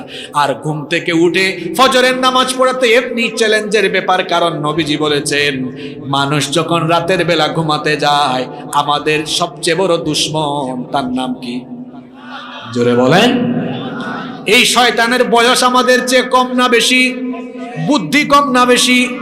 বয়সও বেশি, বুদ্ধিও বেশি। আল্লাহর নবী বলেছেন যখন মানুষ ঘুমাতে যায় শয়তান তখন মানুষের ঘাড়ের মধ্যে এসে 3টা গিরো লাগায়। আপনারা গিরো বলেন, গিরা বলেন না গিট্ট বলেন? গিরা। 3টা গিরা লাগায়, আর 3টা গিরা দেওয়ার সময় 3টা মন্ত্র পড়ে ফু দেয়। সে বলে রাত অনেক লম্বা, তুই আরাম করে ঘুমা। ঘুমাতেই থাকে। ফজরের টাইমে শয়তান এসে বলে উঠিস না, উঠিস না। কারণ শয়তান যদি আপনাকে নামাজ থেকে দূরে রাখতে পারে শয়তানের লাভ না লস? জোরে বলেন। শয়তান ওয়াদা করে এসেছে আপনাকে নামাজ থেকে, দিন থেকে, ইসলাম থেকে, আল্লাহর পথ থেকে দূরে রাখবে। সেই কাহিনীটা আপনাদেরকে শোনাচ্ছি। আদমকে সাজদা না দেওয়ার কারণে আল্লাহ যখন ইবলিসকে জান্নাত থেকে বের করে দিলেন, তখন ইবলিস আল্লাহ তাআলাকে বলেছিল, আল্লাহ সূরা আরাফের মধ্যে এই কাহিনী তুলে দিয়েছেন। সে তখন বলেছিল ইন্নাকা মিনাল সে তখন বলেছিল আনযিরনি ইলা ইয়াউমি ইউবআসুন, আমাকে তুমি কিয়ামত দিবস পর্যন্ত হায়াত দাও, অবকাশ দাও। আল্লাহ তাআলা তখন তাকে বলেছিলেন ইন্নাকা মিনাল মুনযারিন, তোমাকে অবকাশ প্রাপ্তদের অন্তর্ভুক্ত করে দেওয়া হলো। ইবলিস এবারে এই সুযোগ পেয়ে আল্লাহর সাথে ওয়াদা করলো। সে তখন বলেছিল, শুনেন কি বলেছিল, সুম্মা লাআতিয়ান্নাহুম মিন বাইনি আইদিহিম ওয়া মিন খালফিহিম ওয়া আন আইমানিহিম ওয়া আন শামাইলিহিম ওয়া লা তাজিদু আকসারাহুম শাকিরিন। ইবলিস বলেছিল যে আদমের কারণে তুমি আজ আমাকে জান্নাত থেকে বের করে দিলে, এই আদম এবং আদমের বংশধরদেরকে আমি এমন ভাবে প্রতারণার জাল বিস্তার করে ধোঁকা দিব, আমি এদেরকে সামন দিক থেকে, পিছন দিক থেকে, ডান দিক থেকে, বাম দিক থেকে চতুর্মুখী প্রতারণার জাল বিস্তার করে আমি এদেরকে তোমার হুকুম অমান্য করার জন্য আমি এদের মধ্যে কাজ চালিয়ে যাব। শয়তান কিভাবে আল্লাহর হুকুম অমান্য করিয়ে, কিভাবে শয়তান আমাদেরকে তার গোলামি করায় দেখেন। ফজরের সময় ঘুম যেন না ভাঙে, মুয়াজ্জিন সাহেব বলেন আসসালাতু খায়রুম মিনান নাওম, তুমি যে ঘুমিয়ে আছো ঘুমের চেয়ে নামাজ উত্তম। আর শয়তান এসে আপনাকে বলে নামাজের চাইতে ঘুম উত্তম, তুই ঘুমা। তখন আপনি আরাম করে ঘুমায় থাকেন, বিছানা থেকে উঠতে পারেন না। আরেকজন ব্যক্তি ঘুমের থেকে উঠলো। আল্লাহর নবী বলেছেন ওই যে শয়তান 3টা গিরা লাগায়, যে ব্যক্তি শয়তানের কুমন্ত্রণার ফাঁদ থেকে নিজেকে মুক্ত করার জন্য বিছানা থেকে পিঠটা উঠায়া ফেলে, শয়তানের লাগানো প্রথম গিরাটা সাথে সাথে তখন ছুটে যায়। সুবহানাল্লাহ। এরপরে সে যখন ওযু করে শয়তানের লাগানো 2 নাম্বার গিরাটাও ছুটে যায়। যখন সে নামাজের উদ্দেশ্যে গিয়ে নামাজে দাঁড়িয়ে যায়, তখন শয়তানের লাগানো 3 নাম্বার গিরাটাও ছুটে যায়। তাহলে আপনার পাশের বাড়ির লোক নামাজে গেল, আপনি গেলেন না। সে করলো আল্লাহর গোলামি, আর আপনি করলেন কার গোলামি? জোরে বলেন। ওগো আমার ভাই, আপনার বাড়ি থেকে 50 হাত, 100 হাত, 200 হাত দূরে মসজিদে আপনি যান না, যে ঈমান আপনাকে আপনার বাড়ি থেকে 50 হাত, 100 হাত দূরের মসজিদেই নিতে পারে না, এ দুর্বল ঈমান আপনাকে জান্নাতেও নিতে পারবে না। কারণ নবীজি বলেছেন যার মধ্যে নামাজ নাই তার মধ্যে ঈমানই নাই। এজন্য খবরদার আমার বাবারা, আমার ভাইয়েরা, মায়েরা, বোনেরা, যুবক ভাইয়েরা, নামাজ ছাড়বেন না। এই যে আমি ফজর ছেড়ে দিলাম, জোহরের আগে আমার জানাজা রেডি হওয়ার সম্ভাবনা আছে না নাই? বলবেন হুজুর আমি সুস্থ মানুষ, মরব না। সরকারি স্কুল কলেজ বন্ধ করে দিলেন, প্রচন্ড গরমের জন্য 7 দিন বন্ধ ছিল। এরপরে যখন স্কুল খুললো, পত্রিকা আপনারা দেখেছেন, প্রথম দিনেই হিট স্ট্রোক করে অনেক স্কুলের শিক্ষক শিক্ষিকা ছাত্রছাত্রী মারা গিয়েছে, ঠিক কিনা? আগামীকাল যে হিট স্ট্রোক করে আপনি মারা যাবেন না, এর কি কোনো নিশ্চয়তা আছে নাকি? তো ফজর কাজা করে দিলেন, জোহরের আগে গুবিপুরের মাঠে জানাজা হওয়ার সম্ভাবনা আছে না নাই? কেমন করে ঘুমাও তুমি, কেমন করে ঘুমাও তুমি, ফজর করে কাজা, এমন তো হতে পারে জোহরে জানাজা। কি বলেন, হতে পারে কি পারে? ওগো আমার ভাই, কিভাবে ফজর কাজা করলেন? এরপরে জোহর নাই, আসর নাই, মাগরিব নাই, এশা নাই। আমার দেশে কিছু নামাজি আছে শুধু জুমার নামাজি। অবশ্য আপনাদের গভীরপুরে এ ধরনের মানুষ নেই, শুধু জুমায় তারা আসে। এদের ব্যাপারে আল্লাহ কি বলেছেন শুনেন, সূরা হুমাযা আপনাদের মুখস্থ আছে, পড়েন আমার সঙ্গে। ফাওয়াইলুল লিল মুসাল্লিনাল্লাযীনা হুম আন সালাতিহিম সাহুন। আল্লাহ বলেছেন ধ্বংস নামাজিদের জন্য। আচ্ছা, নামাজ পড়লে কি মানুষ ধ্বংস হয়? কথা কন না কেন আপনারা? নামাজ আদায় করলে কি মানুষ ধ্বংস হয়? আল্লাহ বলেছেন ধ্বংস নামাজিদের জন্য। কাদের জন্য? আমরা জানি নামাজিদের জন্য সফলতা, আর আল্লাহ এই সূরায় বলেছেন নামাজিদের জন্য ধ্বংস। এখন আমাদের মনের ভিতরে এই খুটুর খুটুর দূর করার জন্য আল্লাহ পরে এর আয়াতে জবাব দিয়ে দিয়েছেন। শোনো, কোন নামাজিরা ধ্বংস? আল্লাহ বললেন আল্লাযীনা হুম আন সালাতিহিম সাহুন, যারা তাদের নামাজ সম্পর্কে বেখবর, উদাসীন। তাফসীর ইবনে কাসির, তাফসীরে তবারি, তাফসীরে কুরতুবী সহ বেশিরভাগ তাফসীরে মুফাসসিরগণ এই আয়াতের ব্যাখ্যা করেছেন। তারা বলেছেন কোন সকল নামাজিরা নামাজের ব্যাপারে বেখবর?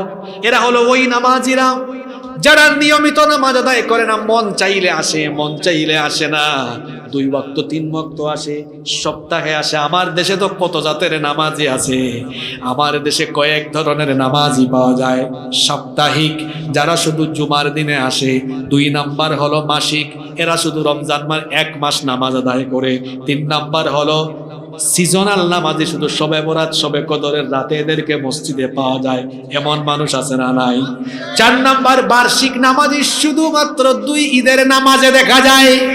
5 নাম্বার হলো জানাজার নামাজি, জানাজার নামাজ মিস করে না, কারণ ফজরের নামাজের আগে বক্তৃতা করার সুযোগ নাই, কিন্তু জানাজার নামাজের আগে বক্তৃতা করার সুযোগ আছে।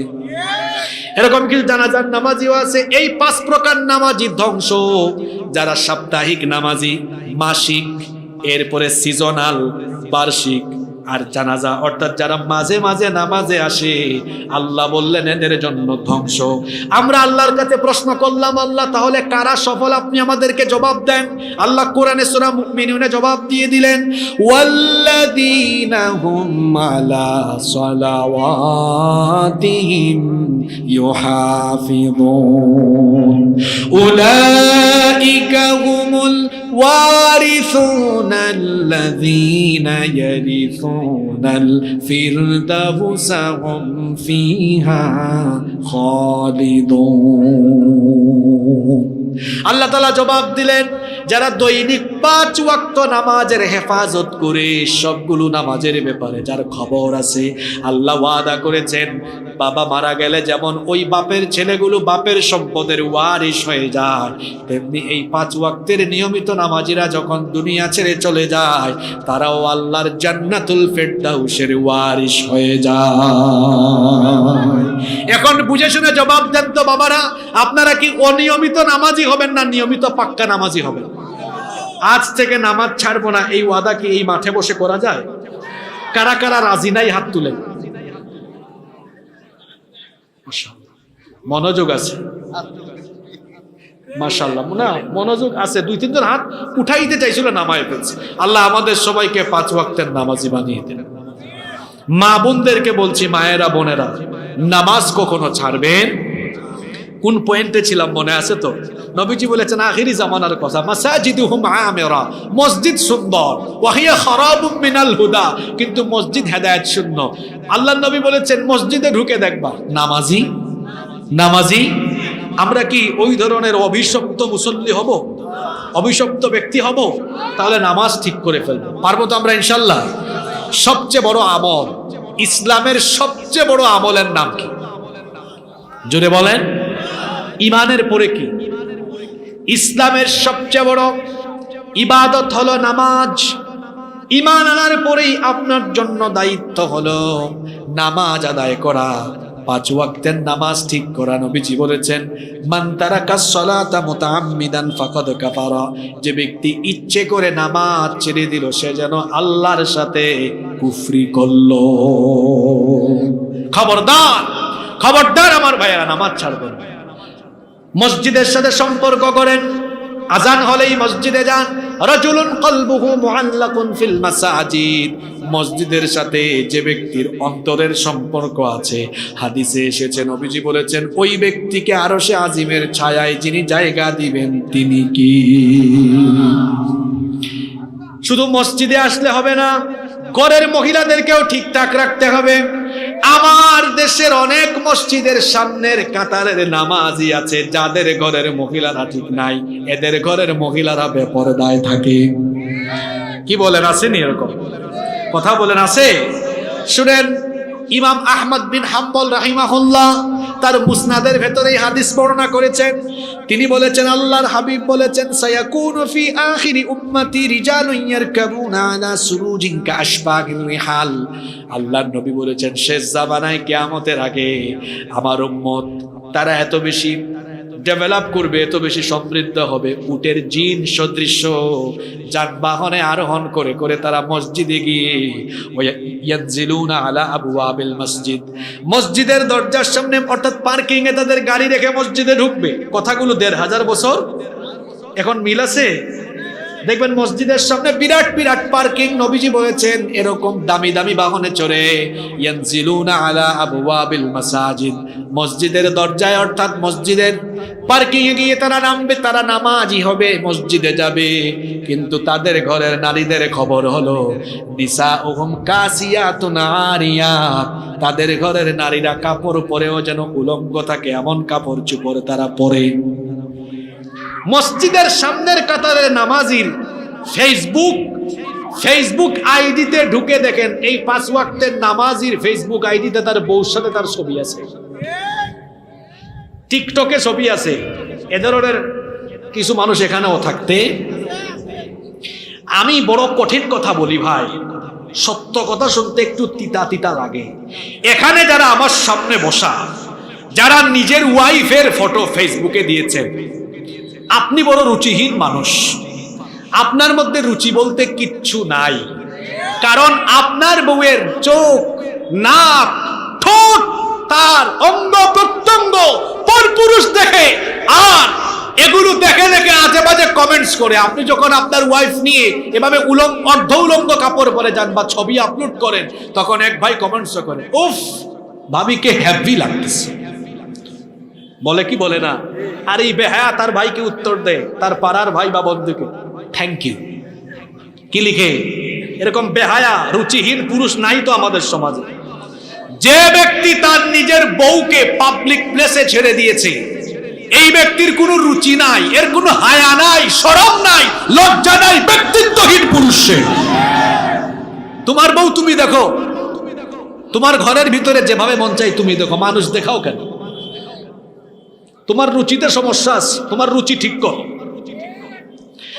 নবীজি বলেছেন নিসাউহুম কাসিয়াতুন আরিয়াত, অর্ধ উলঙ্গ কাপড় চোপড় পরে থাকবে, নারীরা বেপর্দা হয়ে যাবে। এদের অবস্থা এমন হবে, নবীজি বিস্তারিত বর্ণনা দিয়েছেন আলা রুউসিহিম কাআসনিমাতিল বুখতিল ইজাফ, বুখতি উটের কুজের মতো তারা তাদের মাথার মধ্যে ভাঁজ দিয়ে দিয়ে হিজাব পরবে। এই রকম স্টাইলিশ হিজাবধারী নারী আমার সমাজে আছে না নাই? মহিলা প্যান্ডেলে থাকা প্রত্যেকটি মা বোনকে আমি বলবো, আমার মায়েরা বোনেরা, ইসলামে আপনাদের সম্মান বেশি, মর্যাদা বেশি, অবদানও বেশি। বলেন তো সর্বপ্রথম ইসলাম কবুল করেছেন পুরুষ না মহিলা? সর্বপ্রথম ইসলামের জন্য জীবন দিয়ে শহীদ হয়েছেন পুরুষ না মহিলা? পুরুষের চাইতে নারীর মর্যাদা বেশি। কত বেশি মর্যাদা দেখেন, কত বেশি মর্যাদা দেখেন। আমাদের পায়ের তলায় জুতা, আর নারী মায়ের জাতি হওয়ার কারণে তাদের পায়ের তলায় বেহেশত যিনি রেখে দিয়েছেন তিনি কি? তাহলে ইসলাম নারীকে সম্মান দিল, মর্যাদা দিল, কম না বেশি? আমার মাদেরকে, বোনদেরকে বলবো, মায়েরা বোনেরা এরকম স্টাইলিশ হিজাব পরে বাড়ি থেকে বের হবেন না। স্টাইলিশ বুরখাও এখন বের হয়েছে। এখন বুরখার ভেতরেও ফিতনা, লাল নীল হলুদ বেগুনি কত কালারের বুরখা যে বের হয়েছে। আমার বোনদেরকে বলবো কালো রঙের বুরখা পরিধান করুন, ঢিলে ঢালা বুরখা পরিধান করুন। বুরখা যেন টাইট ফিট না হয়, এমন টাইট ফিট বুরখা যাতে করে আপনার শরীরের অঙ্গ প্রত্যঙ্গের ভাঁজগুলো বোঝা যায়, শরীরের অঙ্গ বোঝা যায়, এরকম বুরখা আপনি পরবেন না, ঢিলে ঢালা পরবেন। স্কুলে কলেজে ইউনিভার্সিটিতে যে বোনেরা যান তাদেরকে বলবো পর্দা মেনটেন করে আপনি প্রতিদিন স্কুল কলেজ ইউনিভার্সিটিতে যান, বেপর্দা হয়ে যাবেন না। কারণ এই যে আপনি আপনার সুন্দর চামড়া, এই যে সৌন্দর্য, জুড়ে বলেন তো এটা দিয়েছেন কি? এখন ওই আল্লাহ আদেশ করেছে নারীরা ওয়ালা তাবাররাজনা তাবাররুজাল জাহিলিয়াতিল উলা। কোরআনে কারিমে আল্লাহ বলেছেন ওয়ালা তাবাররাজনা তাবাররুজাল জাহিলিয়াতিল উলা। প্রাথমিক যুগ অর্থাৎ জাহিলি যুগের নারীদের মতো চলাফেরা করো না। প্রশ্ন হতে পারে হুজুর জাহিলি যুগের নারীরা কিভাবে চলতো? তাফসীর ইবনে কাসিরের মধ্যে এসেছে, আল্লামা ইমাম ইবনে কাসির রাহিমাহুল্লাহ এই আয়াতের ব্যাখ্যায় লিখেছেন, জাহিলি যুগের নারীরা তারা শরীরে এমন জামা গায়ে দিত, গায়ের মধ্যে এমন জামা দিত, ওড়না পড়তো না। তাদের পক্ষ দেশ তারা প্রদর্শন করত, শরীরের হাতের বেশ কিছু অংশ তারা দেখাতো। আল্লাহ আয়াত নাজিল করলেন ওয়ালা তাবাররাজনা তাবাররুজাল জাহিলিয়াতিল উলা। যার কাপড় নাই এবং তাদের পোশাক আশাক যেমন অর্ধনগ্ন, এরকম পোশাক মুমিনা নারীরা পরো না। তোমরা যখন ঘর থেকে বের হবে তখন পরিপূর্ণ পর্দা করে বের হও। কেমনে বের হতে হবে আল্লাহ কোরআনে কারিমে শিক্ষা দিয়েছেন, ওয়ালিয়াদরিবনা বিখুমুরিহিন্না আলা জুয়ুবিহিন্না। বুরখা পরিধান করার পরে মাথার উপর থেকে এমন একটা ওড়না ফেলে দাও যেটা বক্ষ দেশ পর্যন্ত আবৃত করে ফেলে। আমার বোনদেরকে বলবো, যে সুন্দর চামড়া আল্লাহ আপনাকে দিয়েছেন, এই সুন্দর চামড়া ঢাকার জন্য আল্লাহ আদেশ করেছেন। যদি এটা আপনি না ঢাকেন, আস্কারা মাস্কারা আটা ময়দা লাগায়া এটাকে আরো ঝাঁকজমকপূর্ণ করে পরপুরুষকে দেখান, এই সুন্দর চামড়াকে কিয়ামতের দিন জাহান্নামের আগুনে পুড়াবেন কি? শুধু তাই নয়, আপনার যে শরীরের চামড়ার মধ্যে আপনি আস্কারা ঘষেন, মাস্কারা ঘষেন, আটা ময়দা এত মেকআপ মারেন, ওই চামড়ার জবান কিয়ামতের দিন খুলে দিবেন যিনি, তিনি কি? আল্লাহর বিচারের সিস্টেম বড় ব্যতিক্রম, এক্সক্লুসিভ, একেবারে ইউনিক। আল্লাহ যখন হাসরের মাঠে একত্রিত করবেন, জবান আল্লাহ বন্ধ করে দিবেন।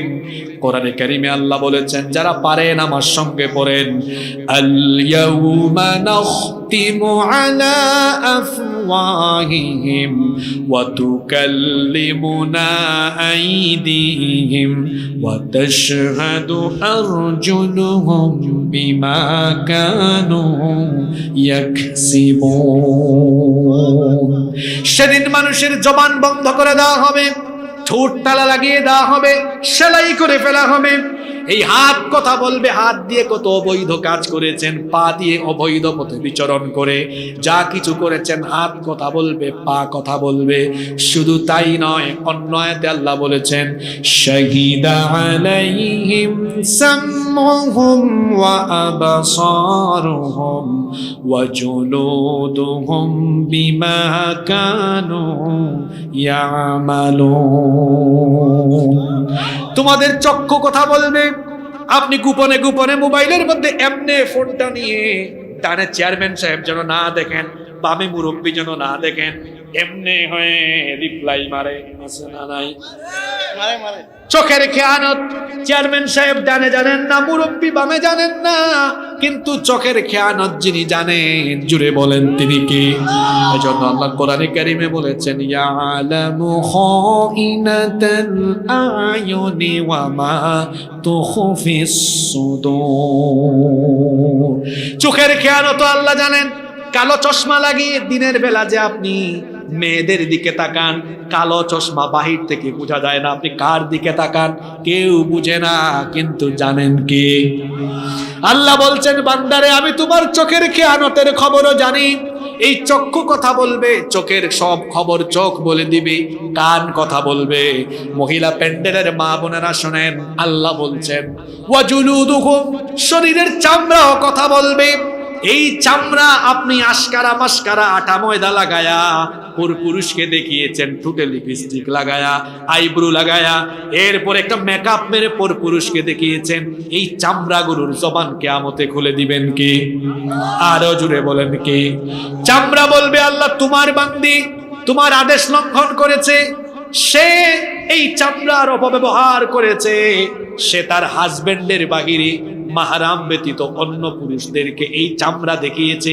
চামড়ার জবান যখন ঠাস ঠাস খুলে যাবে, আল্লাহকে চামড়া যখন সব বলে দিবে, তখন এই বান্দিগুলো, বোনেরা শুনেন, মহিলা প্যান্ডেলের মায়েরা শুনেন, তখন এই বান্দিগুলো, এই মহিলাগুলো নিজের চামড়ার সাথে কথা বলবে।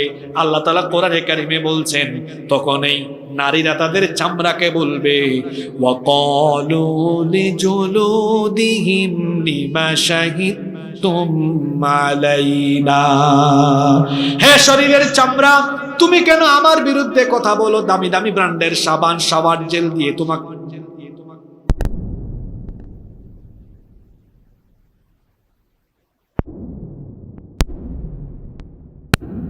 বিরুদ্ধে কথা বলো, সাক্ষী দাও। চামড়া তখন জবাব দিবে, চামড়া তখন বলবে, ক্বালু আনতাকানাল্লাহুল্লাযী আনতাকা কুল্লা শাই, সকলকে যিনি বাকশক্তি দিয়েছেন, সেই মহামহিয়ান ক্ষমতাবান সেই আল্লাহ তাআলাই আজ আমার জবান খুলে দিয়েছেন। আল্লাহু আকবার বলেন। ও আমার বোনেরা, সেই কিয়ামতের দিনের ভয় করুন, আল্লাহকে ভয় করুন। যখন ঘর থেকে বের হবেন, পর্দা করে বের হন। আপনার সকল সৌন্দর্য আপনার হাজবেন্ডের জন্য, সাজগুজ করবেন স্বামীর জন্য। কিছু মহিলা আছে স্বামীর সামনে থাকে কামলা বেডির মতো, আর যখন বিয়ে খাইতে আরেক বাড়িতে কিংবা সেন্টারে বা ক্লাবে যায়, সাজগুজ করে তখন জরিনা আর সকিনার মতো যায়। এগুলো আপনাদের এলাকায় নাই? যে মহিলা হাজবেন্ড ব্যতীত অন্য কোথাও যাওয়ার বেলায় সাজগুজ করে যায়, এই মহিলার চরিত্র ভালো না, পর পুরুষকে দেখাবার জন্য নিজেকে এরকম আকর্ষণীয় করে প্রস্তুত করেছে। আল্লাহকে ভয় করুন, নিজের সব সৌন্দর্য নিজের স্বামীর সামনে প্রকাশ করুন, নিজের স্বামীর খেদমত করুন, স্বামীর আনুগত্য করুন। আপনাদের জন্য জান্নাতে যাওয়া বড় সহজ। আল্লাহর নবী বলেছেন, নারীরা তোমরা 4টা কাজ করো। নবীজি বলেছেন, ইদা সাল্লাত আল মারআতু খামসাহা, একজন নারী যখন 5 ওয়াক্তের নামাজ যথাযথ আদায় করবে, ওয়া সামাত শাহরাহা, রমজান মাসের রোজা রাখবে, হাফিজাত ফারজাহা, লজ্জাস্থানের হিফাজত করবে, ওয়া আতাআত যাওজাহা, স্বামীর আনুগত্য করবে। এই 4টা কাজ যে নারী করবে, আল্লাহ ওই নারীকে কিয়ামতের দিন বলবেন, আমার বান্দি জান্নাতের 8টি দরজা আছে, যে কোনো দরজা দিয়ে তুমি আমার জান্নাতে চলে যাও। আমার বোনদেরকে, মাদেরকে এই 4টি গুণে আমি গুণান্বিত হওয়ার কথা বলবো। আল্লাহ তাআলা তাদেরকে তৌফিক দেন, বলেন আমিন। কষ্ট হচ্ছে আপনাদের? আমি শেষ পয়েন্ট বলে আপনাদেরকে নিয়ে মুনাজাত করব ইনশাআল্লাহ। এত ওয়াজ শুনে আবার ফজরের নামাজের 12টা 13টা বাজায় দিয়ে কথা শুনেন কম, আমল করেন বেশি। একদিনই সব ওয়াজ শুনবেন। শেষ জামানার সব আলামত আমি কি একদিনে বলা সম্ভব? সম্ভব। আখিরি জামানায় আল্লাহর নবী বলেছেন, না আমাদের শেষ চেয়ারম্যান সাহেব, এখনই আমরা মুনাজাত দিয়ে দেব।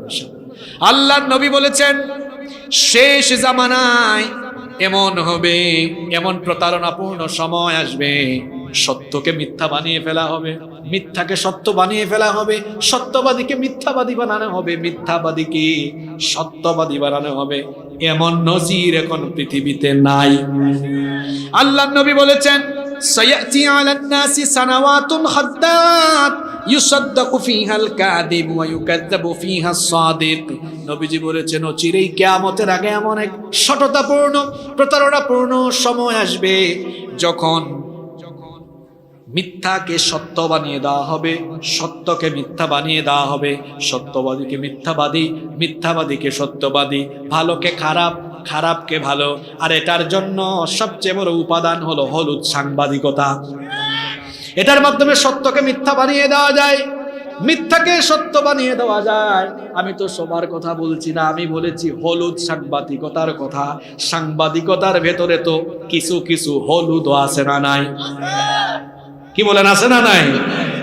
সব খারাপ না, অনেক আল্লাহওয়ালা মানুষ আছেন, আল্লাহওয়ালা সাংবাদিক আছেন। এরকম বহু মানুষের সাথে আমাদের পরিচয় আছে, যারা সত্যের পক্ষে কলম ধরেন, যারা তাদের মিডিয়ায় সত্য কথাগুলো ছড়িয়ে দেন। এমন মানুষ না থাকলে তো কিয়ামতই হয়ে যাইতো। তার মানে এখনো ভালো মানুষ দুনিয়াতে আছে। ভালো মানুষকে খারাপ বানিয়ে দেওয়া, খারাপ মানুষকে ভালো মানুষ বানিয়ে দেওয়া, এটা হলো কিয়ামতের একটা আলামত।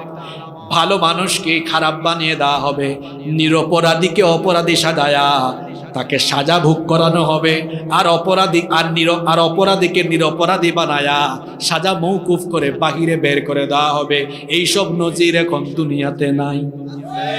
আল্লাহর হাবিব আরো বলেছেন, এই শেষ জামানায় যে ব্যক্তি এত ফিতনার ভেতরে, এত ফাসাদের ভেতরে, বিশৃঙ্খলার ভেতরে, যে ব্যক্তি নিজের ঈমানকে ঠিক রাখবে, যে ব্যক্তি তার ঈমানকে ঠিক রেখে ঈমানের উপরে অবিচল থাকবে, আল্লাহর নবী বলেছেন, হাসরের ময়দানে আমি আমার সেই উম্মতের জন্য সবার আগে সুপারিশ করব।